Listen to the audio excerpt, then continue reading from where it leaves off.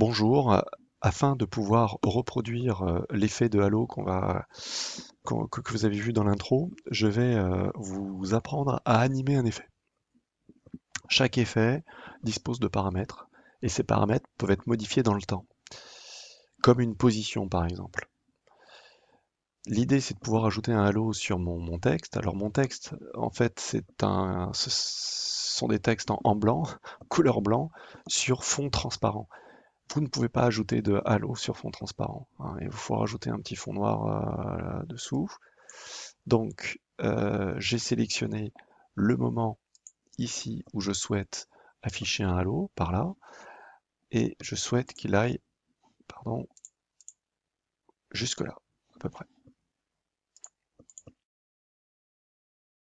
Donc vous allez cliquer sur effet, on va ajouter un halo, donc ça vous savez faire. Ensuite, vous avez l'ensemble des paramètres dont je vous ai parlé, et juste à côté, vous avez une horloge. C'est avec cette horloge que vous allez faire apparaître un timeline. Nous, ce qui nous intéresse, c'est la position. Je clique.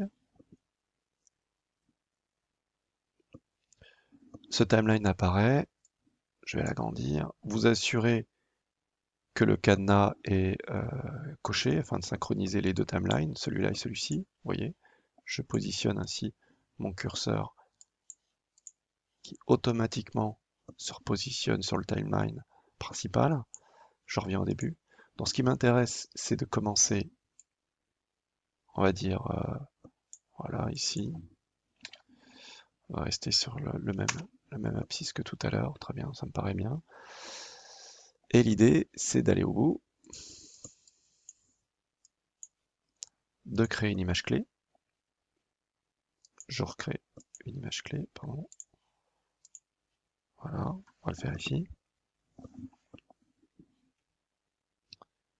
On va augmenter l'intensité. D'abord, on va changer la position. On va changer la position. On va la mettre un petit peu à l'opposé, 50, 70, 50, parfait. Voilà. Donc là, a priori, si j'ai ici, vous voyez, voilà, le halo va bouger avec le temps. Très bien. C'est exactement ce que je veux. Maintenant, je démarre à 0 intensité et je vais terminer avec un peu plus d'intensité. Vous voyez, le halo se forme. Je reviens. Voilà. Il va se créer.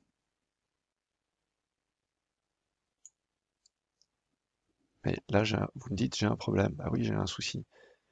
C'est qu'il a la même intensité partout. Et bien là, c'est pareil. On clique aussi sur animer. Et on revient au début. On enlève l'intensité.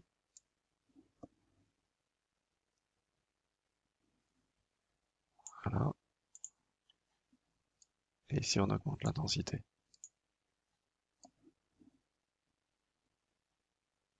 Là, on reste à 0. Voilà. Donc j'ai modifié deux paramètres sur une animation, l'intensité et la position. Vous pouvez faire ça avec n'importe quoi, n'importe quel type d'effet. Je vais fermer et je vais démarrer.